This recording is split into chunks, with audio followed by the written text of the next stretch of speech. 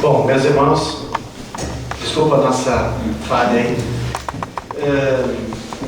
Quando a gente tem a nossa casa, tem uma sujeira, quando a gente vai lá no centro espírita, nossos irmãos que cuidam da casa também, às vezes fica acumulado pó. E o que eles fazem? Eles pegam uma vassoura, pegam um pano molhado e fazem uma limpeza. Na nossa casa, a mesma coisa.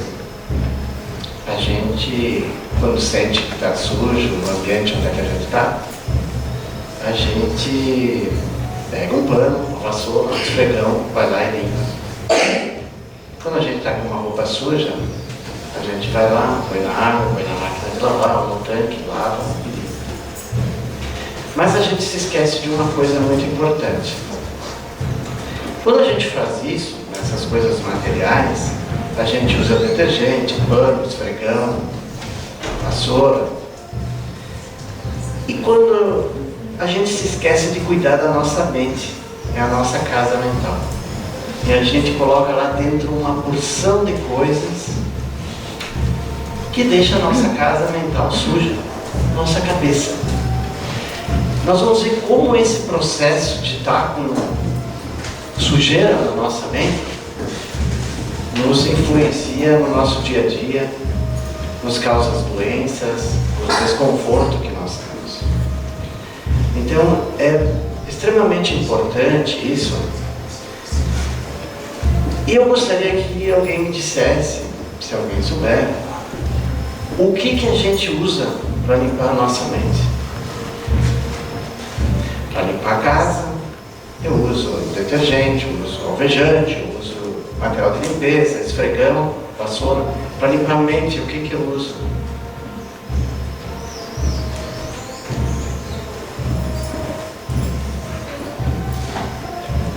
Alguém sabe? O que eu devo usar para limpar a minha mente? A gente assiste a televisão, a gente vê uma porção de notícias ruins, a gente vê a novela que incentiva a luxúria, o vício, tem inveja dos outros. Quando a gente quer limpar a nossa mente, o que a gente usa?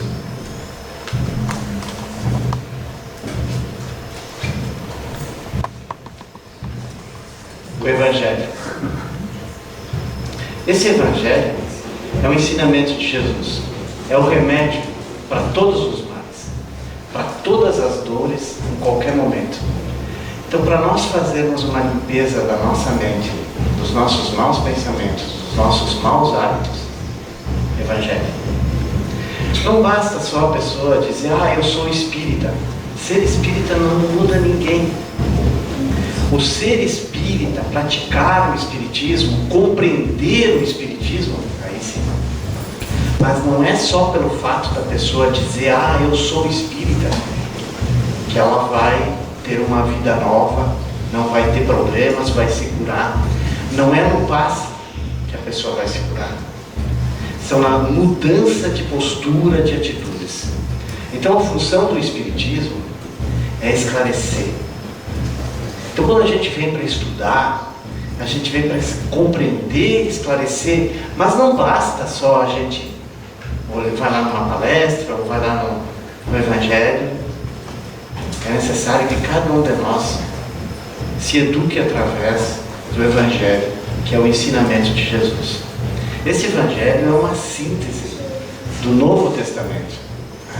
Então aqui tem pontos básicos que foram coletados por Allan Kardec dos ensinamentos de Jesus e comentário dos Espíritos. Qualquer situação da nossa vida, por pior que ela seja, aqui está o remédio. Aqui está o instrumento de limpeza.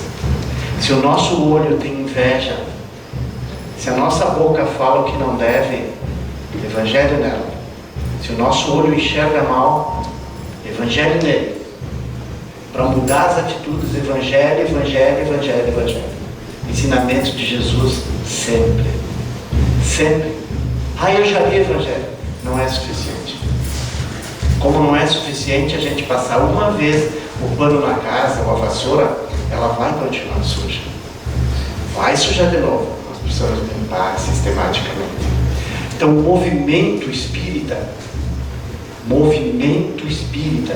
são palestras, são reuniões, mas é importante o estudo. É importantíssimo o estudo, o nosso estudo. Então, isso que a gente fala numa palestra, nós temos obrigação, cada um que quer conhecer a doutrina, de ir lá e pegar o livro e ler. Então, assim, a gente conversa, nós conversamos, nós aprendemos, nós falamos com um único objetivo: é incentivar cada um de nós a estudar o que é o Espiritismo. E eu garanto para os irmãos que uma vida só não é suficiente para a gente saber. Se a gente conseguir saber 1% do que a doutrina espírita nos ensina, numa vida é um grande trabalho. Então, assim, é constante essa busca pela nossa melhora através do Evangelho. Então, nesse livro, No Mundo Maior, que foi lá escrito por Francisco Cândido Xavier, nosso Chico, né?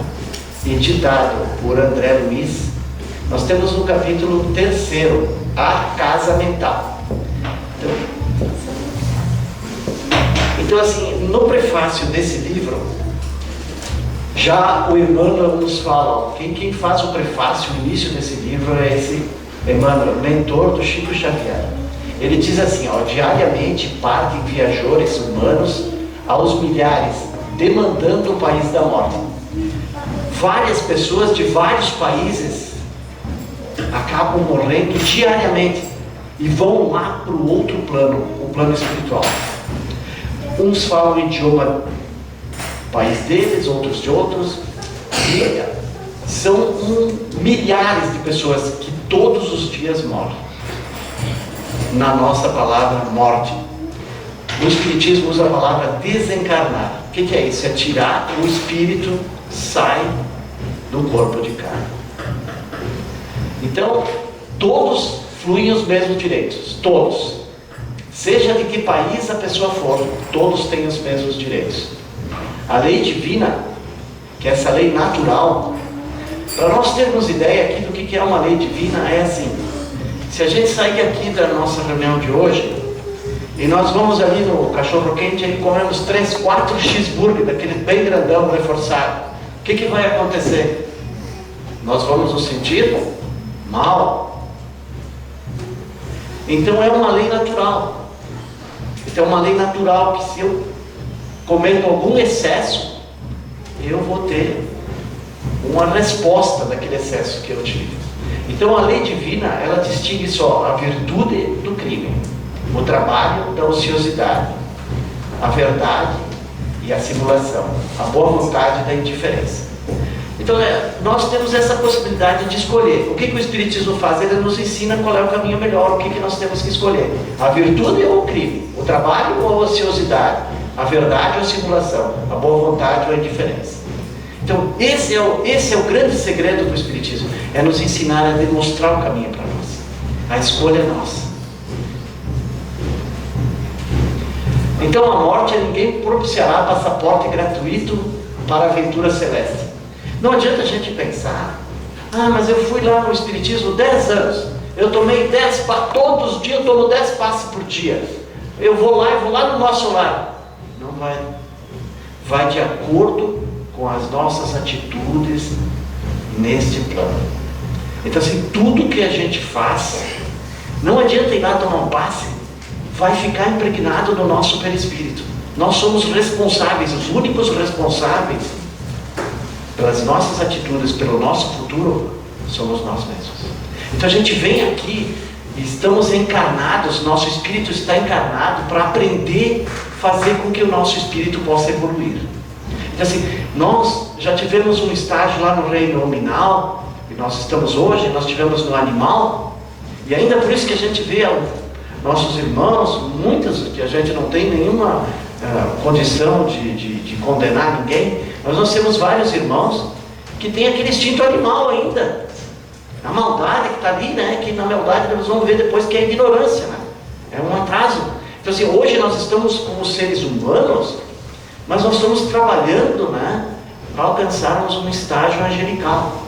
Então, e esse trabalho, esse mérito é só nosso, é de cada um.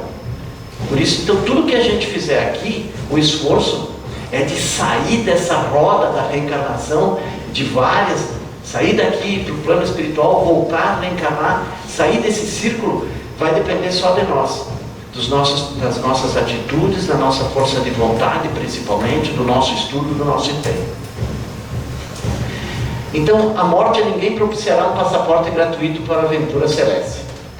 Nunca promoverá compulsoriamente homens a anjos. Ninguém vai passar a ser só porque morreu, vai lá e é santo. Não acontece isso. Não é porque a pessoa é espírita que ele é um cara bom. Ele é igual às outras religiões. A única diferença é que nós somos esclarecidos e aí temos uma responsabilidade maior. Porque quando a gente começa a saber as coisas, aí a responsabilidade é maior, quando a gente tem o conhecimento. Cada criatura transporta a morte com uma exclusiva bagagem do que houver semeado e aprenderá que a ordem e a hierarquia, a paz no trabalho edificante, são característicos imutáveis da lei em toda parte.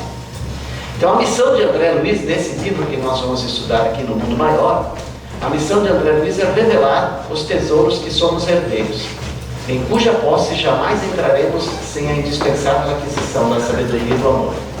Então assim, todo esse trabalho que nós estamos fazendo, que o Espiritismo está nos auxiliando, tem por objetivo nos esclarecer. Mas é preciso que a gente tenha ali, sabedoria e amor. Então, nesse caso, nesse livro aí, No Mundo Maior, nós vamos estudar um caso de obsessão. André Luiz, aproximando-se de Calderaro, que é o benfeitor, sedento de saber, ele diz: expus-lhes minhas indagações íntimas, pretendia conhecer os que entretinham na maldade, no crime e na inconformação. Aí o Calderaro, que é o benfeitor, ele diz o seguinte: antes de mais nada, modificamos o conceito. Para ser elementos de auxílio aos espíritos sofredores, é imprescindível compreender. Então assim, o que ele diz lá? Perversidade, o que a gente acha que a pessoa é perversa, maldosa, na verdade é loucura. O que a pessoa, por exemplo, revoltada, ignorância. E o desespero é uma enfermidade, é uma doença. Então, se muitas vezes uma pessoa nos ataca, né? Ela está enferma. Não é desespero, está enferma. A ignorância, muitas vezes, a inveja, né? Por exemplo, Shakespeare diz assim que quando a gente não consegue perdoar uma pessoa, que a gente tem ódio de uma pessoa, é que nem a gente tomar veneno crendo que outra pessoa morre. Então, olha o que o ódio faz para nós. A gente vai tomando aquele veneno achando que a outra pessoa que a gente tem vai morrer. Então essas definições, na verdade, não são minhas, aprendemos do Cristo, em seu tratado divino com a nossa posição de inferioridade na costa terrestre. Então o Calderaro diz isso aqui, que esses ensinamentos são do Cristo, né? Então naquele caso, mostra aquela imagem da pessoa que tem um espírito atrás dela ali, né? Aquele espírito é uma obsessão. Então é esse caso que nós vamos ver agora. Então assim, conforme nós sintonizamos aquilo que nós falamos, aquilo que nós pensamos, aquilo que tem dentro da nossa casa mental, a gente atrai a companhia que a gente quer. Então ali, vamos falar sobre o pensamento. Tudo começa no pensamento. A gente pensa que é o nosso cérebro, aquela massa cinzenta que tem dentro da nossa cabeça que pensa. Na verdade não é. É o nosso espírito que pensa. E a nossa casa mental não está no cérebro.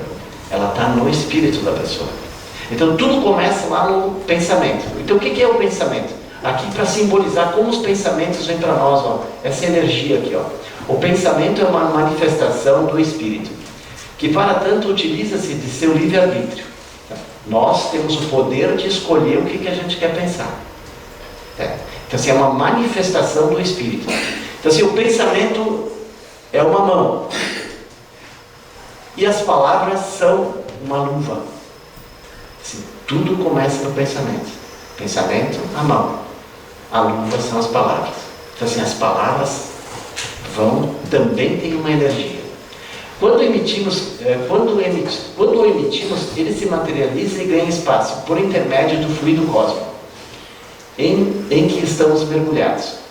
Uma vez exteriorizado, esse fluido pode ser recepcionado por outro espírito encarnado ou desencarnado. Encarnado somos nós, somos com carne. Desencarnado é só o espírito, né? Com o perispírito, uma camada fluídica que envolve, nós vamos ver mais adiante.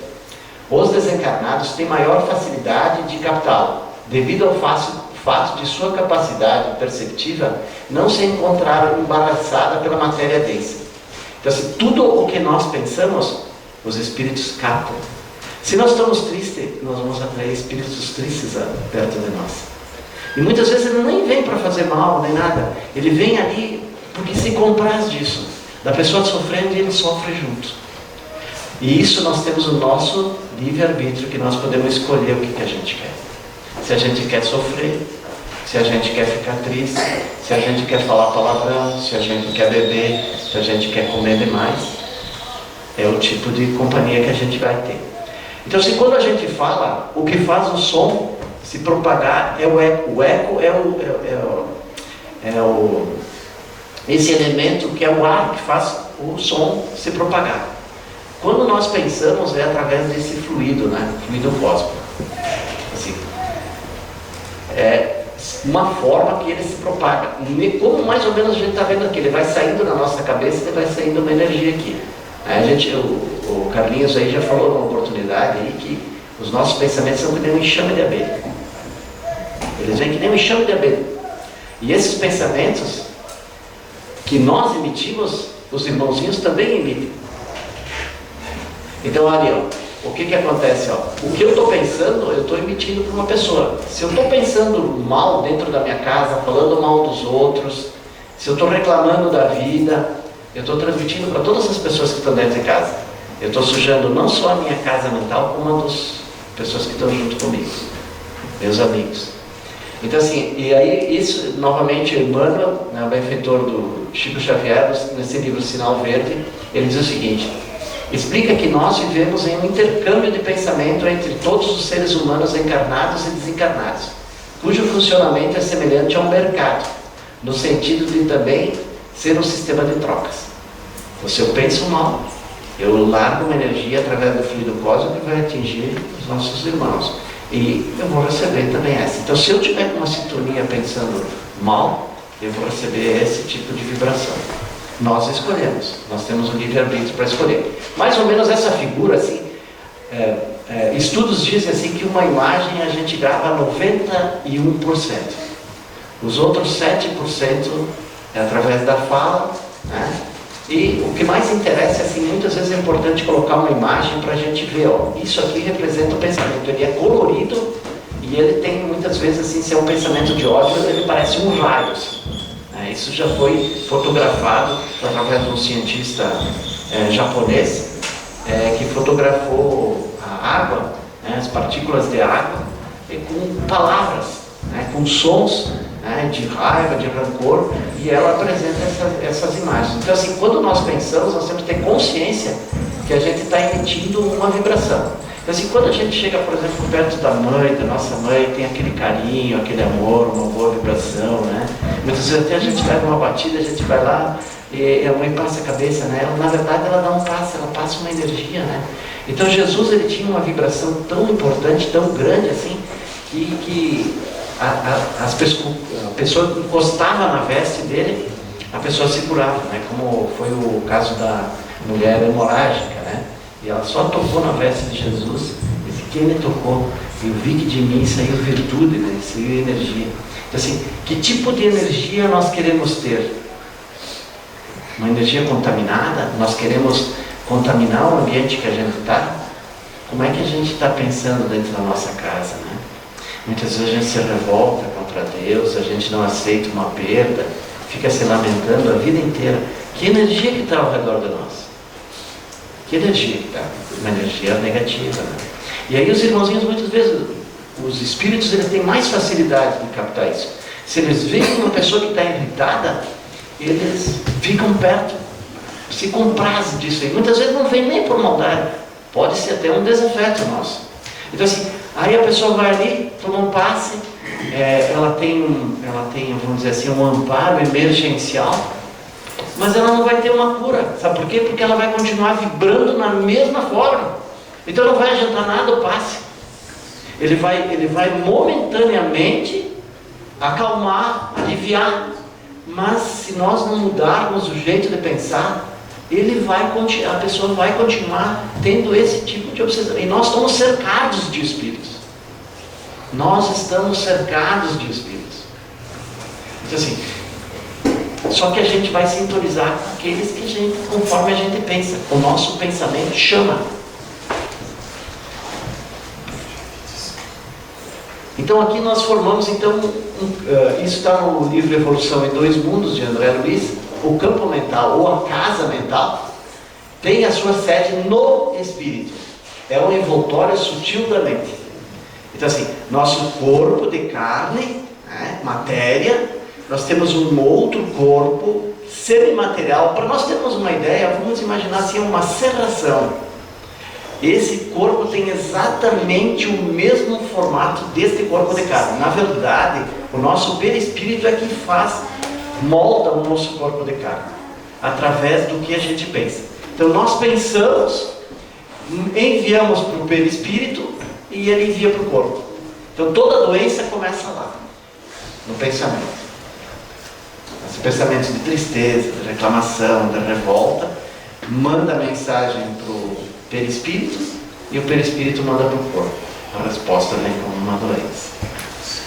Então ali nós temos ali na mente, nós temos na mente agora aquilo que nós estamos falando aqui. Então o pensamento é do espírito, é o espírito que pensa, é a nossa consciência.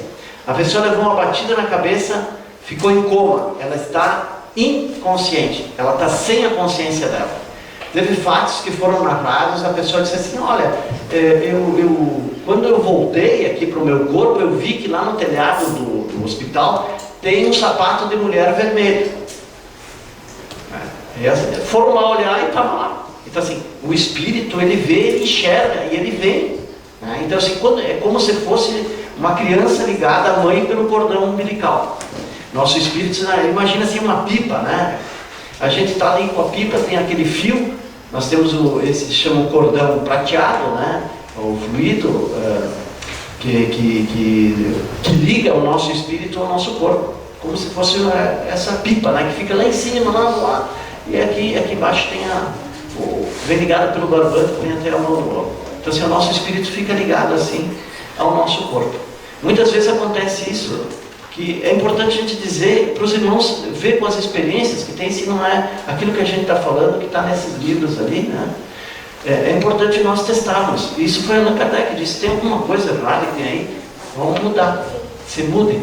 Então assim, quando a gente muitas vezes acorda, a gente não se sente bem, porque o nosso espírito, o nosso consciente, ele não se ajustou corretamente no nosso corpo. Então ele não consegue raciocinar direito, a gente se sente meio tonto, né? Isso acontece muitas vezes quando a gente é acordado assim com um susto, né? Então ali é a nossa mente. Então nós vimos lá, primeiro a gente viu sobre o pensamento, que começa no espírito. A nossa mente, então podemos definir a nossa mente como sendo a parte do espírito que o dirige, que o dirige. É a responsável pela produção do pensamento e pela formação do corpo espiritual, perispírito. Então, a nossa mente, pensamento, nossa mente começa a trabalhar aqui, manda vibrações, forma o perispírito, que vamos dizer assim, é uma seraçãozinha, semimaterial. E aí esse perispírito se espalha por sua vez para servir de molde à formação do corpo físico. Olha só como é que é importante. Pensamento, a mente que está lá no espírito, transmite para o perispírito e vai lá no corpo. Estoura no corpo. Bons pensamentos, uma boa vibração para o perispírito manda uma mensagem boa para o corpo de carne. Se a mensagem for negativa, nós vamos contaminar o nosso corpo de carne. Então, por tudo isso, podemos dizer que somos o resultado de nossa mente, ou até que somos a mente. O cérebro é um instrumento que traduz a mente. através dele, unimos-nos ao bem ou ao mal. Então assim, o que é? Tem o programa do computador e tem a CPU, que é onde vai funcionar. O nosso cérebro é um computador.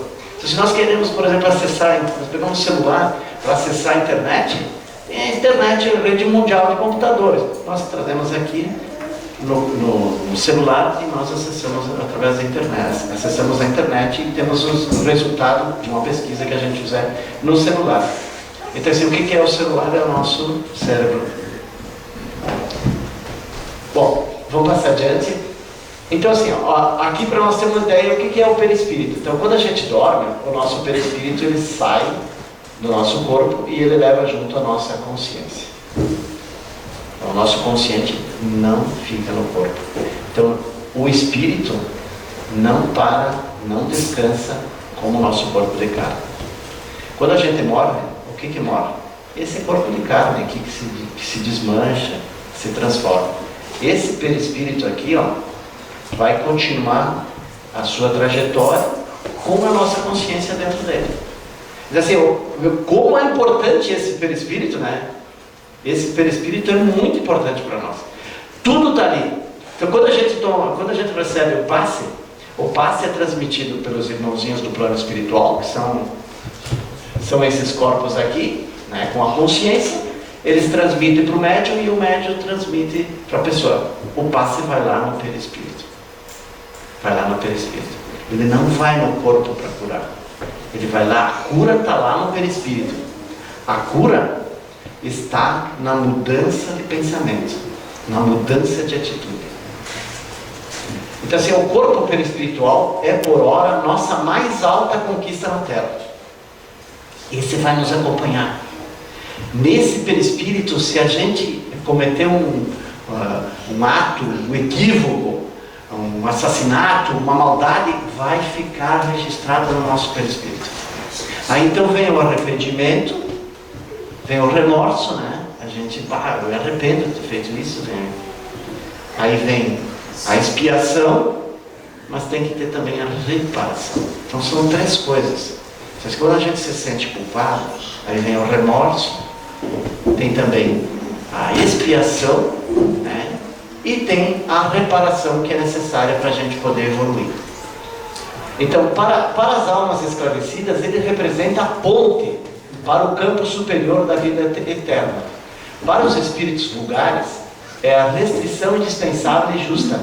Para as consciências culpadas, é a cadeia intraduzível, pois registra os erros cometidos. Então assim, o gênero de vida no corpo físico, na carne, determina a densidade do perispírito. Quanto mais brilhar esse perispírito, mais leve ele for, é um sinal de que o espírito é evoluído.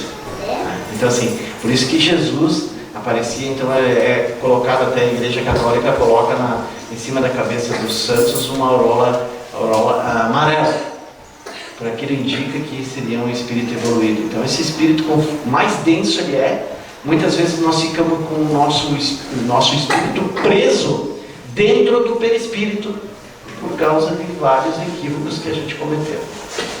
Então assim, à medida que a gente faz o bem, a gente paga o mal que a gente fez. Então assim, a caridade que a gente faz, muitas vezes ela é bastante útil para as outras pessoas, mas quem faz a caridade é o maior beneficiado. Quem faz a caridade é o maior beneficiado. Porque através da caridade, de fazer o bem, de dar uma comida para uma pessoa que precisa, ouvir, consolar, incentivar a pessoa a mudar de procedimento, é uma maneira que a gente tem de limpar o nosso perispírito. Porque não adianta a gente pensar assim, eu vou lá no centro espírita, eu tomo um passe, meu perispírito vai ficar limpo, eu vou ficar leve. Vai ficar aliviado. Vai ficar ainda lá no perispírito. Só quando a gente tiver uma atitude de reparar o mal que a gente fez. Né? Por exemplo, o Dr. Rodolfo Bezerra de Menezes, os livros doutrinários dizem que teria sido a reencarnação de Zaqueu, que era um cobrador de impostos e que explorava as pessoas. Né? E quando ele nasceu no Brasil, quando ele estava bem velhinho, ele exerceu a profissão de médico, e ele tinha um anel de formatura, e foi atender uma pessoa, e a criança, ela estava muito doente, e quando ele examinou, deu a prescrição da medicação, a mãe começou a chorar.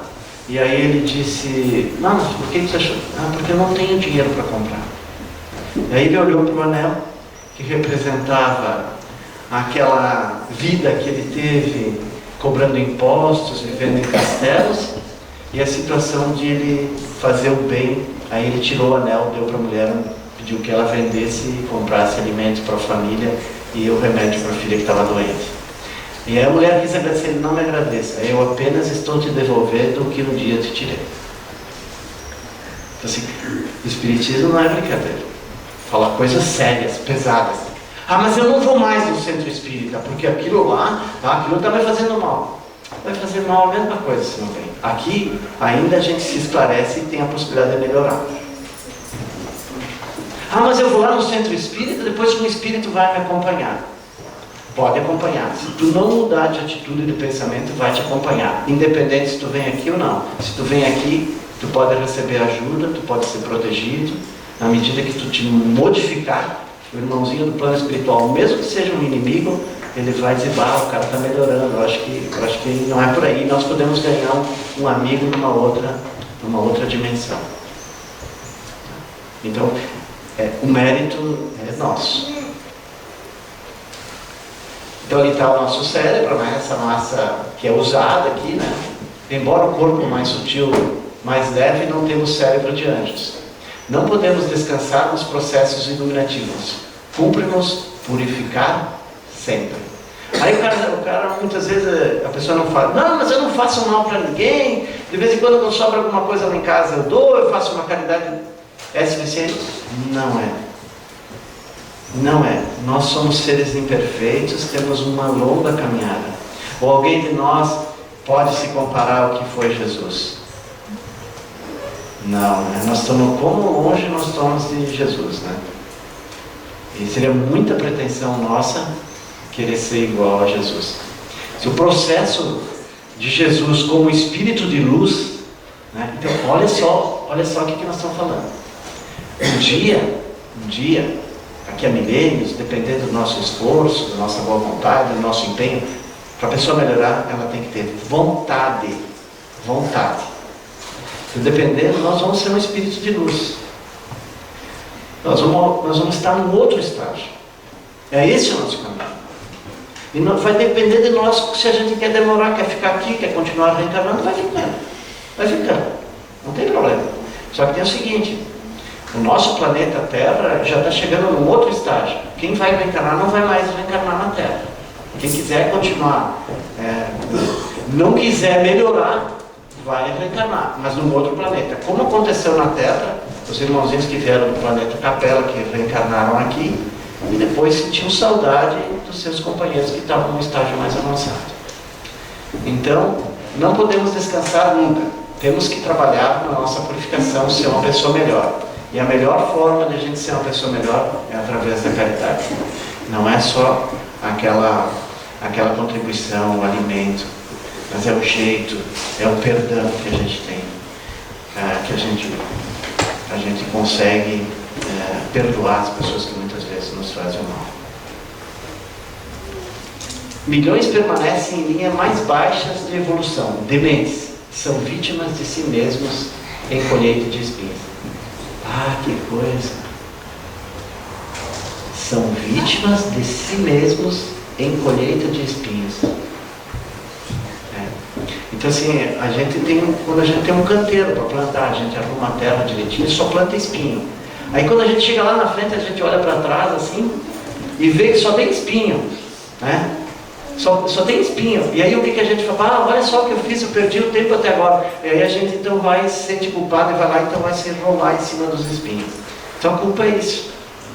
A gente quanto tempo perdido, se sente culpado, é como se a gente estivesse lá rolando em cima dos espinhos. O que nós temos que fazer? Vamos arrancar esses espinhos, vamos plantar uma coisa boa.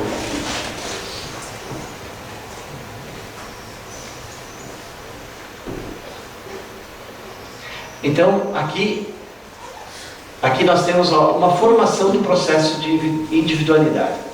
Então nós pensamos, nosso pensamento, nós somos livres para pensar, temos opções de discernir, de escolher, e aí entra o Evangelho. Então nós somos livres para pensar, mas quando a gente tem uma opção, quando a gente pode escolher, que a gente tem conhecimento, a gente começa a mudar a forma de pensar. Aí mudando essa forma de pensar, a gente age diferente, né? Então, o pensamento, o agir, torna o hábito, que são aquelas coisas que a gente faz costumeiramente. O hábito torna o nosso caráter, a individualidade, são as nossas tendências. Isso repete sempre o processo. Só vai mudar isso aqui quando a gente mudar lá em cima. Mudou lá, muda todas as outras partes aqui. Mudou no pensamento, toda essa cadeia aqui vai ser alterada. Então essas tendências aqui, é aqui que aparecem muitas vezes os nossos equívocos, né? Se eu tenho uma tendência, por exemplo, de ser uma pessoa que me sinto menos do que os outros, né? Eu tenho um complexo de inferioridade, o que eu vou ter? Eu vou ter inveja. Isso é uma tendência. Então como que eu tenho que mudar isso lá no pensamento, sabendo que eu sou um filho de Deus, né? Que eu tenho todos os potenciais que todos os outros têm, igual aos outros, e que se eu não alcancei ainda o mesmo sucesso que os irmãos alcançaram, é porque eu não me empenhei como deveria. Não coloquei toda a vontade que eu deveria. Então, a nossa cabeça, né, mais ou menos assim, na parte física também acontece isso. O cérebro pode ser dividido em 3 partes, semelhante a um edifício de 3 andares. No porão encontra-se o sistema nervoso, no passado. Então aqui atrás, na cabeça, ó, aqui assim está o passado. Tá? Isso é de fato, fisicamente aparece. Então muitas vezes a gente sente dor aqui, é porque o passado está pesando.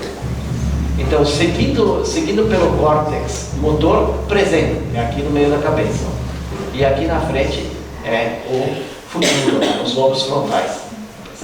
Então seria esse edifício de 3 andares. Então, nós temos ali, ó, o subconsciente, que é o passado. Nós temos o consciente, que é o presente, e nós temos o superconsciente, que está aqui na frente, que é o futuro. Então, mais ou menos assim, ó, passado, presente e futuro. Então, toda vez, o passado não existe. O passado, mas eu me lembro. Se tu te lembra, o que tu faz? Uma coisa que aconteceu aqui, tu traz para cá, aí tu te lembra. Então, não é passado, é presente. Futuro, eu não sei se vai acontecer. Então, na região do nosso cérebro, mais ou menos está assim. Isso muitas vezes acontece uma pancada num determinado órgão dessa natureza, a pessoa pode esquecer, por exemplo, do passado, pode ter a lembrança do momento presente, né? E dependendo da área que for atingida, né? Porque aí onde é que processa as informações que estão no nosso cérebro espiritual, né? No perispírito. Então, o que o passado nos representa? Costume, as tradições, a cultura, em síntese, uma palavra, aprendizado. O que nós devemos ter pelo passado? Gratidão. É um agradecimento por ter aprendido, né? Então, a gente deve ser grato aos pais, às lições que a gente teve.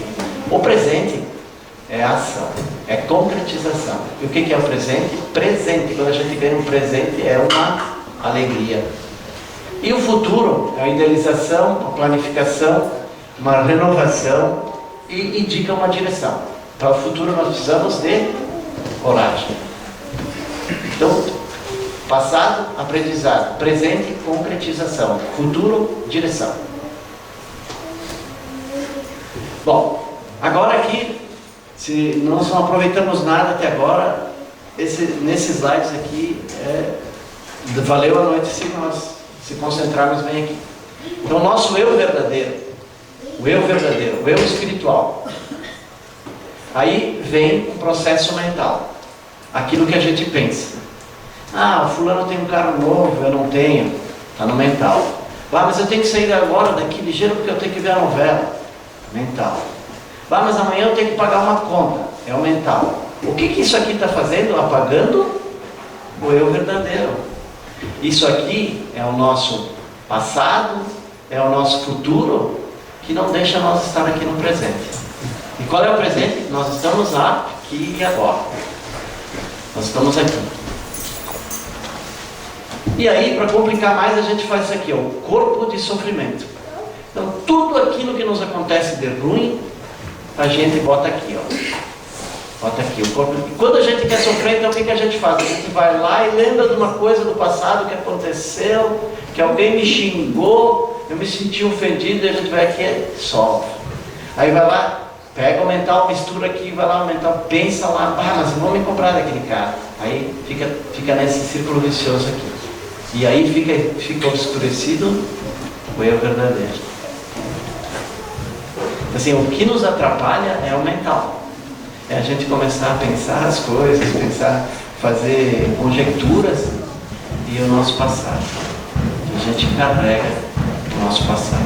Então, assim, quando a gente quer sofrer, a gente vai lá no corpo de sofrimento, puxa para fora e aí começa a lembrar de tudo que aconteceu de ruim.